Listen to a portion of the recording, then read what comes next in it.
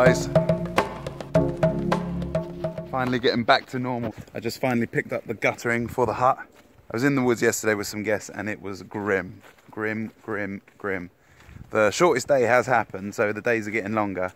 But today is just gorgeous again. Just look at it. And now it's got a lot wetter. But I saw something yesterday, guys, that I want to show you today.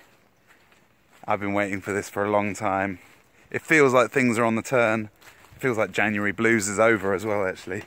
It feels like it's sort of, I can smell spring in the air. My focus now is really on water, because with the shelter and the fire and the solar, I can now spend a couple of nights here, no problem. But the biggest limiting factor is cleaning. Washing myself, washing my clothes, and washing the dishes. But this guttering is going to be one of the ways to capture water and start putting it in the water bath. And then, obviously, the biggest but most important challenge to survival in the woods is having a hot tub. So Ian sent me a couple of days ago a link to Man-Made Modern, awesome YouTube channel, really beautifully put together, and a really cool idea for what they call a poor man's hot tub, which sounds about right. And it's kind of an extension of what we've been thinking about with the kettle. So I like that it's an evolution of the existing thinking, but also I want to think about drinking water. I'm wondering if there's a way to capture the water from the river in the winter when it's raining a lot and save it for the summer. Oh, actually, I've got to show you guys this. Yesterday I went to the pub and got some post. Merry Christmas, Dave, from Tio. Check these out. Hand knitted socks, but not just sort of a little bit. They feel incredible, and they've got these like special designs on the toes. Tio, thank you so much. That must have taken you freaking ages. I want to go down and show you guys the river because I've been waiting for this, and I saw it for the first time yesterday, and it's finally flowing. If you take any nice photos today, maybe I can snap them in here. The river is beginning to move. Let's go this way and try and find the waterfalls. Hello, mates. Long time no see. The river is finally flowing.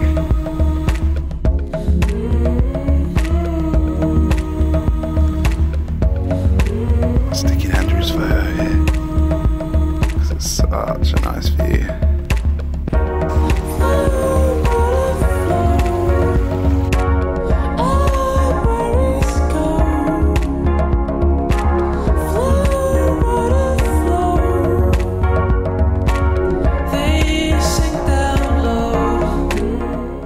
Literally, the woods is different every single day you come here.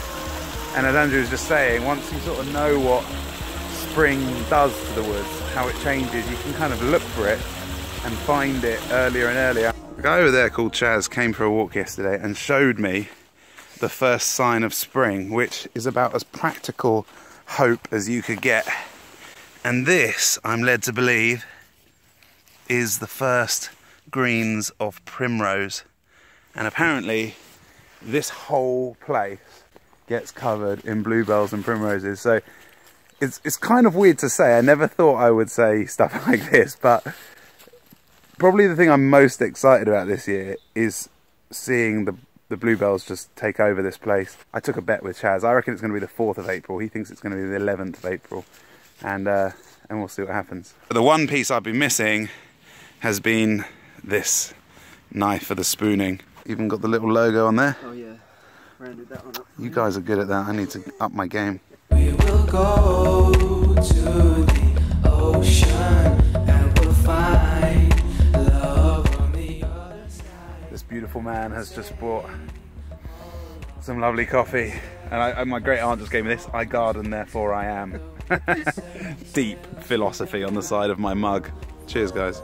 There's plenty more primrose leaves popping up, and Andrew's just told me something which could be amazing for my diet, that you can actually eat the whole plant, right? The whole primrose. I believe so. Well, we'll do a bit of Googling to double check. But... double check, don't eat one and then sue me. But, yeah, exactly. yeah, I'm pretty sure the whole plant is edible. Hey, if that's true, I might have food for days. One of the things I've learned about being in here is this isn't purely wild wood. As you can see, there's a bit of an order to it. It's like a plantation. And these are maybe 30, 40 years old, but they will probably get cut when they're 100, 120 years old. But what I was thinking was, with this new hut frame, whether or not we could actually go through the process of cutting actual trees from here and then using that as the cladding on the walls for the hut. So it's going to be 24 foot by 8 foot. Obviously I need to have an external wall and probably an internal wall as well, but I might use something like recycled pallet wood for the internal wall. But it'd be cool to have a real tree effect on the outside.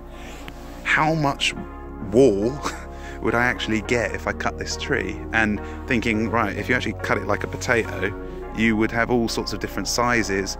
So I'm thinking, I don't know, I wonder how many trees we'd actually need for 24 foot by 8 foot. I'm thinking it's like 4 or 5 trees, which feels like a lot of material, a lot of like cost to the environment. They cost a lot, they're worth a lot to the environment, but they're not actually worth a lot in monetary terms. A whole block of trees like this might only be worth a few £100 to someone if they're going to use it as firewood. It's weird facing up to the cost of building. You know, you just get planks of wood at the timber yard and you think, oh, brilliant. But like when I'm actually looking at this tree and thinking I would have to not just cut down this tree, but this one and maybe another one to actually make my hut, it makes you think, crap, I don't really want to build as much as I originally did want to build. Andrew's just saying that his house in the woods took 50 mature oak trees. It just sounds alarming. And I'm like trying to live this minimalistic, simple life with not having much impact. And every single time I want to do something little, like build another little hut so we can have guests, I'm realising even that has a dramatic impact. I never really thought about it before. So we're thinking about how can we get the new hut into a location that is convenient to the other hut whilst we're building it, isn't an eyesore from the road. So it's definitely got to be long ways rather than this way, otherwise it'll look huge. And then how can we actually make a pathway into the trees, creating the least damage possible? And I think if we go through here, just sort of move some of these little branches, might have to take this one silver birch out, basically come all the way in here where we had the teepee with Jay a few weeks ago. And if we put it in long ways here, then we'd have a nice garden just here where people could sit and enjoy people playing music. So I'm thinking if we open the double doors of the new hut, we could roll the piano into the doorway and people can all have like a picnic and sort of sit here and enjoy the space. So I think we'll give that a go, and if it doesn't work then we'll have to think up a new plan on the fly.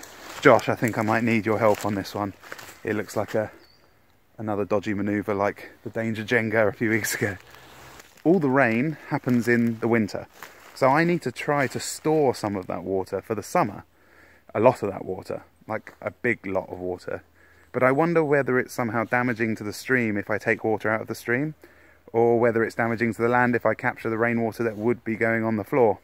I don't know. If any of you guys know, thankfully actually this week I've got a water expert coming. I forgot that. That's going to help, and hopefully he'll be able to tell me what is good to do and maybe help with some of the filtering stuff as well, because I don't want anyone to get sick. We're scheming up a plan to try and see if we can, you can teach me about what it is to cut a tree, replace it properly, increase biodiversity and all that kind of stuff. Yeah, let's do it. All right, cheers dude. Cheers man. Oh, Andrew is such a legend. I'm excited about what we're going to do together. Oh, it's so exciting, the new year, brainstorming, everything. I can sort of see it a lot more clearly now. At times I've lost a little bit of vision and just feels really hard, but today feels good. I got to nip down quickly and see Alfie to talk about a secret project, but I'll let you know more later. I'm sorry last week's video was late. It's difficult on the road, but I'm back now. I'm not going to be traveling as much. All right guys, I will see you next week, Thursday, 9 PM. Bring it on, 2017. Take care of yourselves.